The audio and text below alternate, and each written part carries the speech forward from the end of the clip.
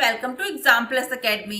आज 7 सितंबर 2020 है और आज के इस वीडियो में हम 7 सितंबर के सारे important current affair questions discuss करेंगे। इस वीडियो की पीडीएफ फाइल आप लोग नीचे दिए गए लिंक से या फिर हमारे टेलीग्राम चैनल से डाउनलोड कर सकते हैं। फ्रेंड्स, कुछ लोगों ने हमें मेल करके बताया है कि कल के वीडियो में जो पूछे गए क्वेश्चन का जो उन लोगों ने कमेंट में आंसर किया है वो आंसर ऑटोमेटिक ही डिलीट हो जा रहा है। तो इस प्रॉब्लम के लिए कोई टेक्निकल इश्यू हो सकता है, तो इसके लिए मैंने YouTube को मेल किया है। तो आई होप कि जल्द से जल्द ये जो प्रॉब्लम है आपकी जल्द से जल्द सॉर्ट आउट हो जाएगी। आप इसके लिए बिल्कुल भी परेशान ना हो। फ्रेंड्स, अगर आपने अभी तक हमारा अगस्त माह का बेस्ट 300 करंट अफेयर्स का पार्ट 3 नहीं देखा है तो आप लोग इसको हमारे चैनल पे जाके मंथली प्लेलिस्ट में देख सकते हैं। तो चलिए शुरू करते हैं। इंग्लिश प्रो नामक फ्री मोबाइल ऐप किसके द्वारा लॉन्च किया गया है? तो ये ऐप लॉन्च किया गया है रमेश पोखरियाल निशंक के द्वारा। इंग्लिश प्रो नामक फ्री मोबाइल ऐप केंद्रीय शिक्षा मंत्री द्वारा इंग्लिश प्रो नामक एक फ्री मोबाइल ऐप लॉन्च किया गया है। इस मोबाइल एप्लीकेशन को हैदराबाद स्थित अंग्रेजी और विदेशी भाषाओं के संस्थान जिसका नाम है English and foreign languages university द्वारा विश्वविद्यालय सामाजिक दायित्व के तहत विकसित किया गया है। यह ऐप शिक्षकों, छात्रों और विभिन्न पृष्ठभूमि के लोगों के लिए एक उपयोगी डिजिटल टूल होगा जो एक शैक्षिक संसाधन के रूप में कार्य करेगा। नेक्स्ट क्वेश्चन है, भारत सरकार द्वारा जारी ease of doing business ranking में कौन सा राज्य पहले स्थान पर है? तो ease of doing business ranking क्या होता है? ये वही है जो जिसमें ये देखा जाता है कि कौन सा स्टेट या कौन सा देश जो है बिजनेस करने के लिए उसके रूल्स कैसे हैं और कितना इजी है उसमें बिजनेस करना किसी भी राज्य में। तो इस रैंकिंग के अनुसार जो पहले स्थान पर है वह है आंध्र प्रदेश। आंध्र प्रदेश इसमें पहले स्थान पर है और इसमें दूसरे स्थान पर है उत्तर प्रदेश और तीसरे स्थान पर है तेलंगाना और चौथे स्थान पर है मध्य प्रदेश। यानी आंध्र प्रदेश की रैंकिंग है 1, उत्तर प्रदेश की 2 और तेलंगाना की 3, मध्य प्रदेश की 4। इस रैंकिंग में दिल्ली 12वें पायदान पे है और यहाँ बिहार 26वें और त्रिपुरा जो है इस रैंकिंग में 36वें पायदान पे है जो सबसे नीचे है। तो जो सबसे पहले पायदान पे है वो है आंध्र प्रदेश जिसकी रैंक 1 है और त्रिपुरा जो है वो लास्ट पे है जिसकी रैंक है 36 यानी 36। ये जो रैंकिंग रिपोर्ट दी जाती है ये दी जाती है department of industrial policy and promotion के द्वारा। और ये किसके अंडर में आता है? यह आता है ministry of commerce and industries. और अभी जो कॉमर्स एंड इंडस्ट्री के जो हमारे मिनिस्टर हैं उनका नाम है पीयूष गोयल। आप इसमें देख सकते हैं सारे स्टेट और यूनियन टेरिटरी यानी यूटीज की रैंकिंग। रबोबैंक की वैश्विक टॉप 20 सूची में प्रवेश करने वाली पहली भारतीय कंपनी कौन सी है? तो सबसे पहले जान लेते हैं रबोबैंक क्या है।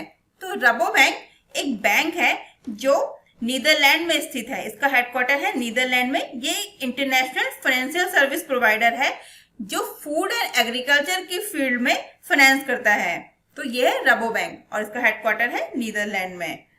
तो रबोबैंक की वैश्विक टॉप 20 सूची में प्रवेश करने वाली जो पहली भारतीय कंपनी है वो है अमूल।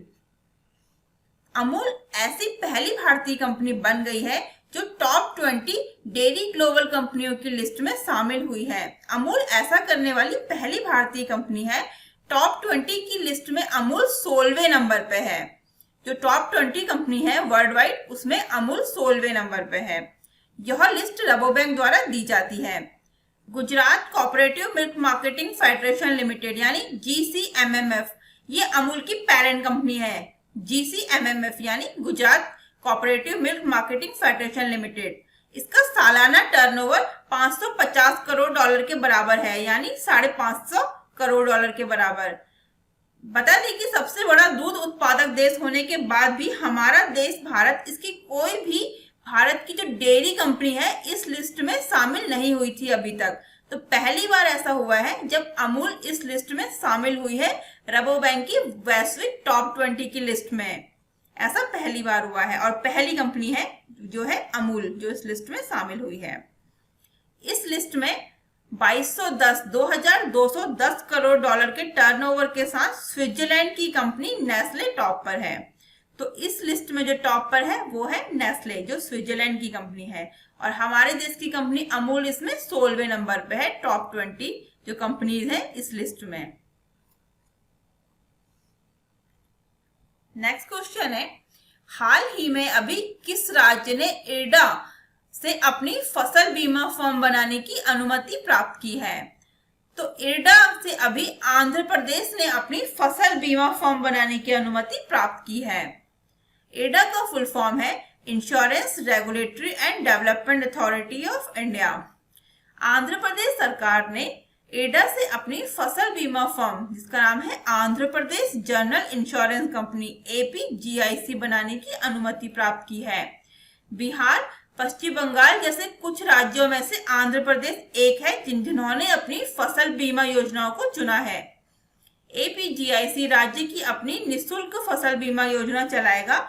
1 रुपये के प्रीमियम का भुगतान करके किसानों को योजना के लिए 5 सितंबर तक नामांकन करना होगा।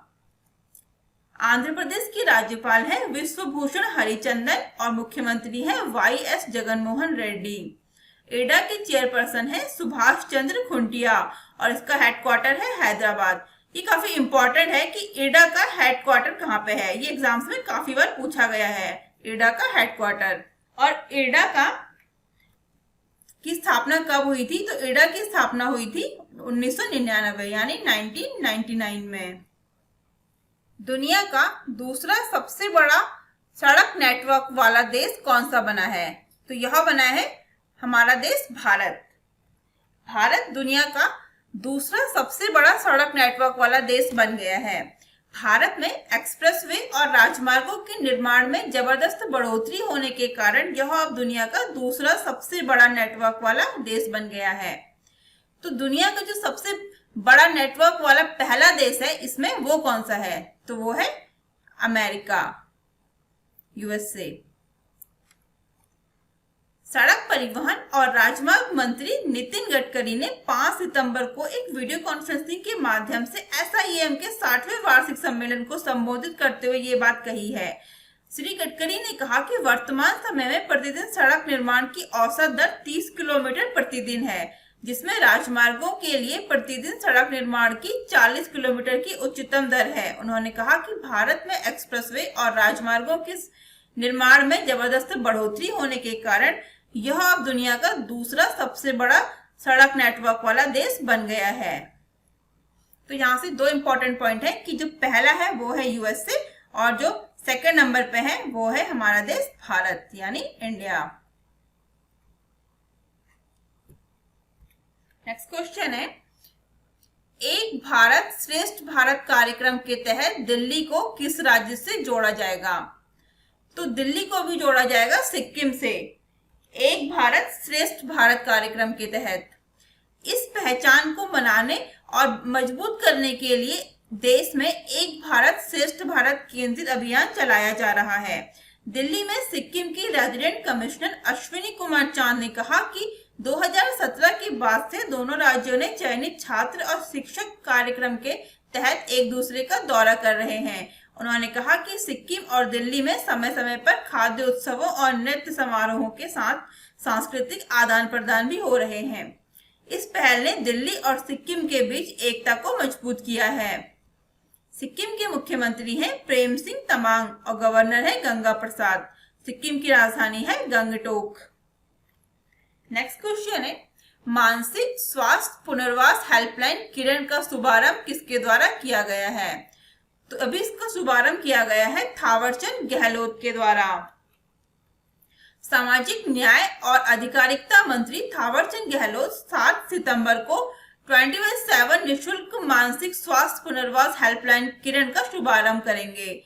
इस हेल्पलाइन को सामाजिक न्याय और अधिकारिता मंत्रालय के दिव्यांगजन सशक्तिकरण विभाग ने मानसिक रोगों से पीड़ित लोगों को राहत और सहायता प्रदान करने के लिए विकसित किया है। तो ये जो अभी जो हेल्पलाइन है किरण, इसका जो शुभारंभ किया गया है ये किया गया है थावरचंद गहलोत के द्वारा, जो हमारे वर्तमान में सामाजिक न्याय और अधिकारिता मंत्री हैं। और ये किन लोगों के लिए किया गया है? ये जो दिव्यांगजन लोग हैं और मानसिक रोगों से पीड़ित लोग हैं, उन लोगों के लिए इस हेल्पलाइन को शुरू किया गया है, उन लोगों को राहत और सहायता प्रदान करने के लिए। यह हेल्पलाइन प्रारंभिक स्क्रीनिंग, प्राथमिक चिकित्सा, मनोवैज्ञानिक सहायता, मानसिक कल्याण और मनोवैज्ञानिक संकट प्रबंधन के उद्देश्य से मानसिक स्वास्थ्य पुनर्वास सेवाएं भी प्रदान करेगी। नेक्स्ट क्वेश्चन है, स्वयं योजना को अभी किस राज्य द्वारा पुनः शुरू किया गया है? तो इस योजना को अभी असम सरकार द्वारा पुनः शुरू किया गया है। असम में राज्य सरकार ने राज्य की लगभग 2 लाख युवाओं को स्वरोजगार प्रदान करने के लिए स्वयं योजना पुनः शुरू की है। इसे स्वामी विवेकानंद असम युवा सशक्तिकरण के रूप में जाना जाता है। यह चयनित युवाओं को व्यावसायिक उद्यम करने के लिए बीज धन के रूप में प्रत्येक को 50,000 रुपये प्रदान करेगा।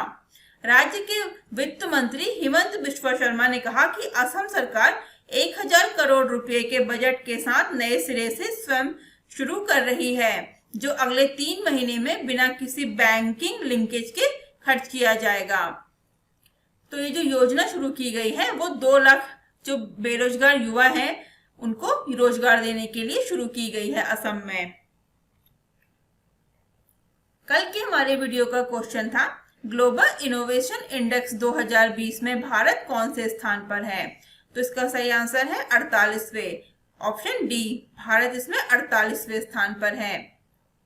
भारत पहली बार वैश्विक नवाचार सूचकांक यानी ग्लोबल इनोवेशन इंडेक्स में 4 पायदान चढ़कर 48वें स्थान पर पहुंचकर शीर्ष 50 देशों के समूह में शामिल हो गया है। ग्लोबल इनोवेशन इंडेक्स 2020 के 13वें संस्करण को वैश्विक बौद्धिक संपदा संगठन, world intellectual property organisation, Cornell university और इनसीड बिजनेस स्कूल ने संयुक्त रूप से जारी किया है। स्विट्जरलैंड, स्वीडन, अमेरिका, ब्रिटेन और नीदरलैंड जो इस रैंकिंग में शीर्ष स्थान पर हैं। ग्लोबल इनोवेशन इंडेक्स 2020 की रैंकिंग में जो शीर्ष 5 स्थानों पर सबसे अधिक आय वाले देशों का प्रभुत्व है। ये जो 5 जो कंट्रीज हैं, इनकी जो इनकम है वो सबसे अधिक है, इसलिए ये टॉप 5 में है। आज का हमारा क्वेश्चन ऑफ द डे है, राष्ट्रीय लघु उद्योग दिवस यानी नेशनल स्मॉल इंडस्ट्री डे कब मनाया जाता है? 5 सितंबर, 6 सितंबर, 31 अगस्त, 30 अगस्त। तो इसका आंसर आप लोग हमें कमेंट बॉक्स में करके बताएंगे। आज के इस वीडियो को हम लोग यहीं पे समाप्त करते हैं। आप लोग हमसे सोशल मीडिया प्लेटफॉर्म पर भी जुड़ सकते हैं, Instagram, Facebook, Telegram, Twitter, WhatsApp का लिंक आपको नीचे डिस्क्रिप्शन बॉक्स में मिल जाएगा। अगर आपको मेरा ये वीडियो पसंद आया तो प्लीज इसे लाइक करें, शेयर करें और चैनल को सब्सक्राइब करें। Thank you, thanks for watching. मिलते हैं मेरे नेक्स्ट वीडियो में।